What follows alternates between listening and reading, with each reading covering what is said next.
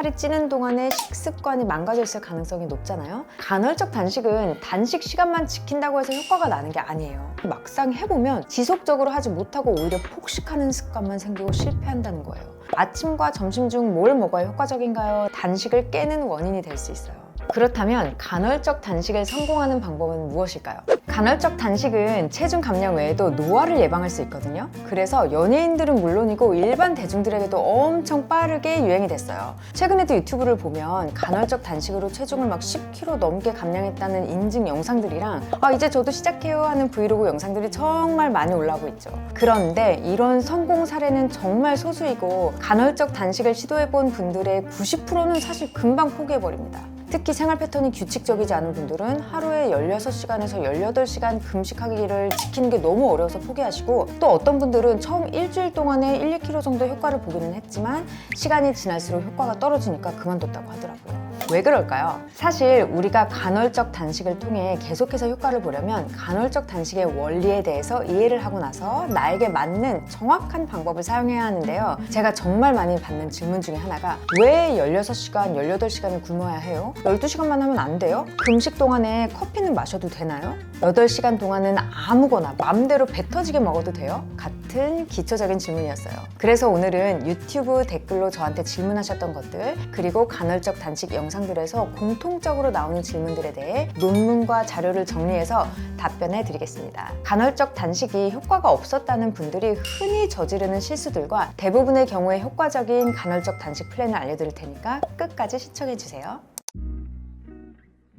간헐적 단식을 하기 전에 이 다이어트 방법이 왜 이토록 전 세계적으로 유행하고 있는지, 헐리우드 스타들뿐 아니라 우리나라 걸그룹, 배우들까지 열광을 하는지 그 이유를 먼저 안다면 더 확실한 동기부여가 되겠죠. 간헐적 단식은 언제 먹고 언제 쉬어야 하는지를 정해둔 식사법이에요. 가장 많이 사용되는 방법인 16대 8 방식을 예를 들면 하루 16시간 공복을 유지하고 8시간 동안만 식사를 하는 방법이에요. 여기서 포인트는 8시간 동안 먹는다가 아니라 16시간 동안 음식을 먹지 않는다입니다. 음식을 먹지 않으면 에너지로 쓸 포도당을 공급받지 못하게 되고, 우리가 살아있으려면 에너지가 필요하니까 우리 몸은 체지방을 마구마구 태우기 시작해요. 이렇게 체지방을 태우는 에너지를 사용하게 만들어서 살이 빠지는 것이 간헐적 단식의 원리거든요. 실제로 한 연구에서 137명의 성인을 대상으로 3개월 동안 간헐적 단식을 시켰더니 체중이 평균 5% 감소했고요. 인슐린 민감성이 향상되고 혈압이 낮아졌고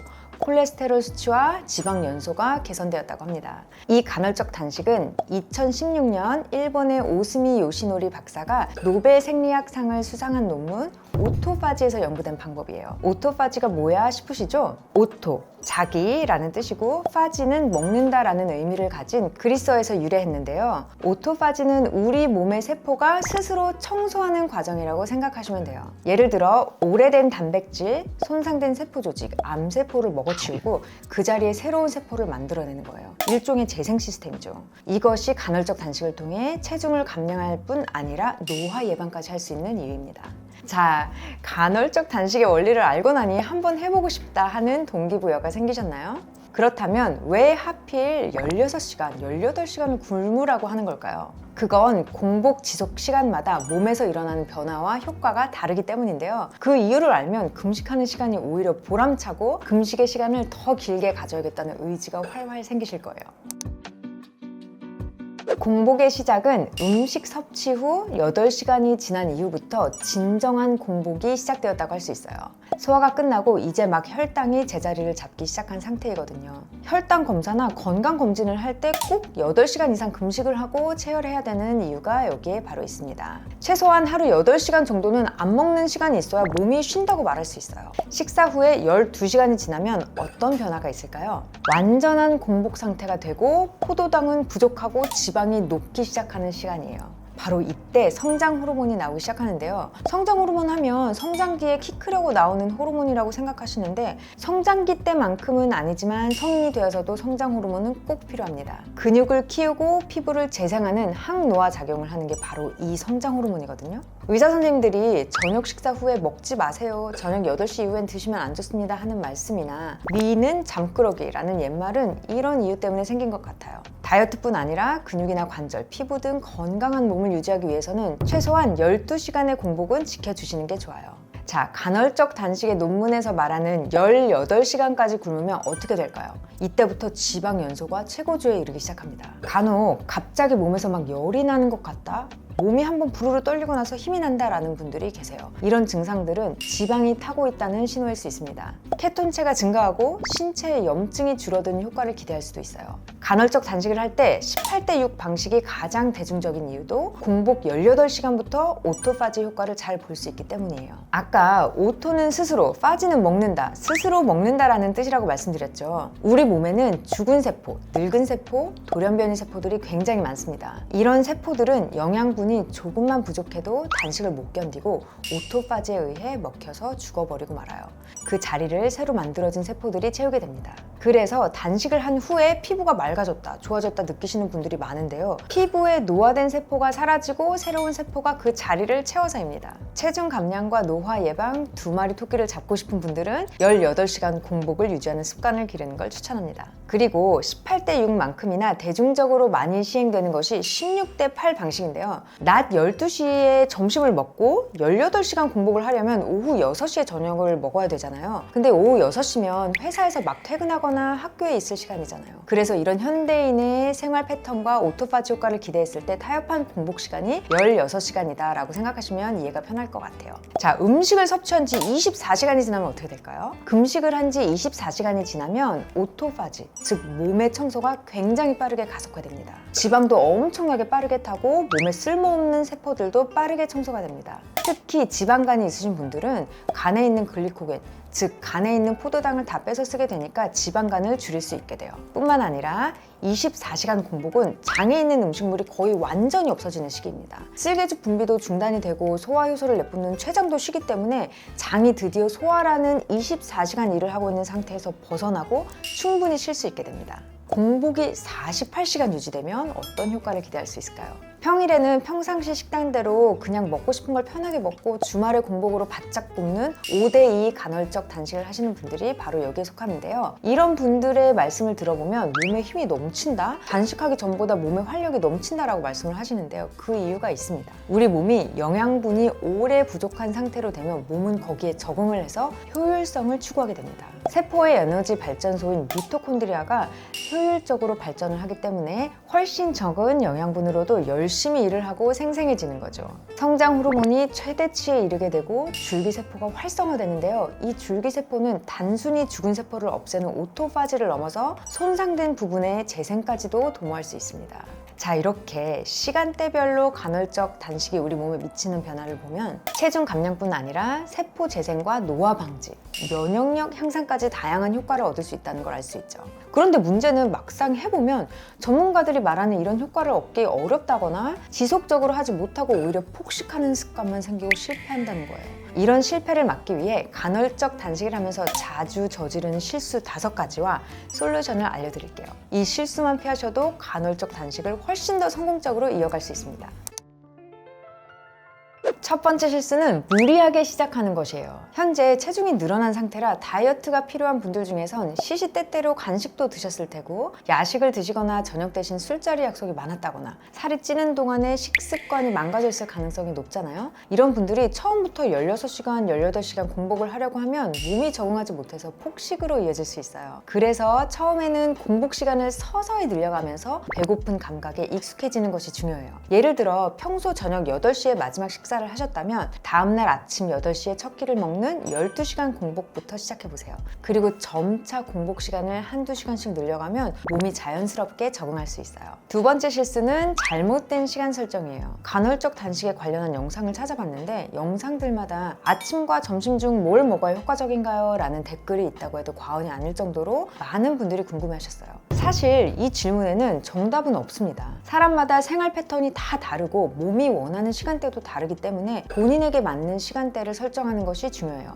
예를 들어 16대8 간헐적 단식을 한다고 해볼게요. A라는 사람은 일찍 자고 일찍 일어나는 편이라 퇴근 후에 집에 와서 저녁을 차려 먹고 치우는 것보다는 취미 생활을 하는 게 좋아 라고 할 수도 있어요. 그럼 A라는 사람은 오전 8시에 아침을 먹고 오후 4시까지 점심 또는 이른 저녁을 먹은 후에 공복을 유지하면 되겠죠. 그리고 B라는 사람은 아침에 늦게 일어나고 늦게 자는 편이고, 아침엔 입맛이 없어서 안 먹어도 상관이 없지만 저녁을 안 먹으면 밤에 출출해서 야식을 먹게 된다 하면, 그 B라는 사람은 낮 12시에 점심을 먹고 오후 8시에 저녁을 먹은 후에 공복을 유지하면 되겠죠.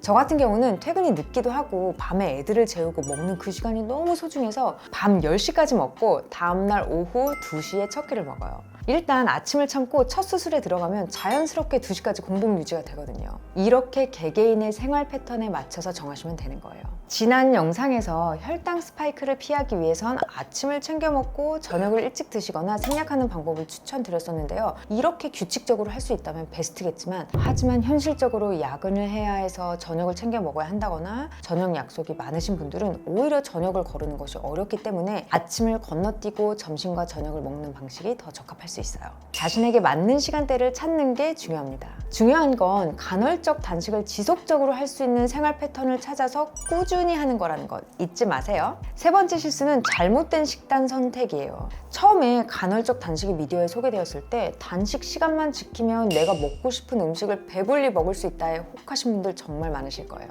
저도 아니라고는 못하겠는데요. 간헐적 단식은 단식 시간만 지킨다고 해서 효과가 나는 게 아니에요. 다이어트에도 안 좋지만 혈당 스파이크를 부르는 아주 해로운 습관입니다. 공복 시간을 유지하는 것만큼이나 식사 시간에 무엇을 먹느냐가 정말 중요해요. 만약 공복 후 첫 끼로 정제된 탄수화물이나 당분이 많은 음식을 섭취하게 되면 혈당이 급격히 올라갔다가 금방 떨어지면서 다시 배고픔을 느끼게 될 수 있어요. 제발 식사 시간에는 정제 탄수화물을 피하고 현미, 통곡물, 그리고 채소를 충분히 섭취해주세요. 네 번째 실수는 단식을 깨는 행동이에요. 단식 중에 차나 커피 마셔도 되나요? 제로 콜라는 괜찮나요? 채소나 과일은 괜찮은가요? 같은 질문을 정말 많이 받습니다. 저도 궁금해서 찾아봤는데요. 16대 8이나 18대 6 같이 하루 중에 몇 시간씩 굶는 간헐적 단식은 당분이 없는 보리차, 녹차, 허브차, 아메리카노는 혈당이나 대사작용에 크게 영향을 주지 않아 괜찮다고 해요. 그리고 제일 질문이 많았던 제로콜라. 스테비아나 에리스리톨 같은 감미료도 혈당을 올리지는 않지만 단맛 자체가 인슐린 분비를 자극할 수 있어서 단식 시간에는 피하시는 게 좋습니다. 그리고 우리 뇌는 단맛을 느끼면 식욕이 촉진되기 때문에 간헐적 단식을 포기하고 폭식을 하고 싶어질 수도 있거든요. 그러니 간헐적 단식 중에는 물, 아메리카노, 무가당 차 정도만 마시는 것이 가장 좋습니다. 그리고 간혹 단식 시간 동안에 야채 주스나 해독 주스를 드시는 분들도 계셨어요. 그리고 과일 주스를 드시는 분들도 계셨는데, 이런 음식에는 탄수화물이나 당분이 없다고 생각하시는데 절대 아닙니다. 물론 건강에는 좋지만 과일에는 당이 들어있기 때문에 인슐린이 분비되고 단식을 깨는 원인이 될 수 있어요. 마지막 실수는 채소 섭취 부족이에요. 간헐적 단식을 하더라도 비타민과 미네랄이 풍부한 채소를 충분히 섭취하지 않으면 몸의 기능이 저하될 수 있어요. 특히 채소에 포함된 식이섬유는 장 건강을 유지하는 데 필수적이기 때문에 식사할 때 다양한 채소를 꼭 챙겨 드셔야 돼요. 채소가 부족하면 다이어트는 물론이고 면역력에도 문제가 생길 수 있어요. 그렇다면 간헐적 단식을 성공하는 방법은 무엇일까요? 앞서 말씀드린 걸 종합해서 간헐적 단식 꿀팁을 알려드릴게요. 첫째, 자신의 몸을 잘 파악하고 현실적인 계획을 세우는 거예요. 무리하게 단식을 시작하는 것보다 처음에는 한 12시간 정도 공복을 해보시고요. 익숙해지시면 16시간이나 18시간을 그 후에 한번 트라이 해보세요. 두 번째, 공복을 완전히 유지하기입니다. 요리하다가 간도 보지 마세요. 저는 아이들 밥 먹여주다가 밥풀 떨어진 거를 주워 먹었는데 뱉었잖아요. 이렇게 아무것도 입에 넣으시면 안 돼요. 공복 시간 동안에는 물, 아메리카노, 무가당차 외에는 아무것도 먹지 않는 게 중요합니다. 세 번째, 충분히 먹기입니다. 식사할 때는 단백질과 건강한 지방을 충분히 섭취해서 포만감을 오래 유지하셔야 돼요. 네 번째, 정제 탄수화물은 절대 금지입니다. 식사하실 때 현미나 통곡물을 선택하시고 정제 탄수화물은 피하시는 것이 좋습니다. 다섯 번째, 공복 중에도 수분과 소금은 섭취하셔야 합니다. 하루 물 2리터 이상 마시고 소금도 적당히 섭취해서 몸의 전해질을 유지해주세요. 소금은 괜찮아요. 혈당을 올리지 않아요. 16시간이나 18시간을 하면서 하루 2끼 정도 식사를 하시면 사실은 식사하는 동안에 나트륨을 섭취하기 때문에 상관이 없는데, 5일 동안 드시고 이틀 동안 굶으시는 간헐적 단식을 하실 때에는 이 이틀 동안 소금을 안 먹으면 어지러울 수 있어요. 그럴 땐 한 꼬집 정도 물에 타드시거나 죽염 같은 걸 섭취해 주시면 좋습니다. 여섯 번째, 충분한 수면은 필수입니다. 하루 7시간 이상 푹 자야 몸이 제대로 회복할 수 있어요.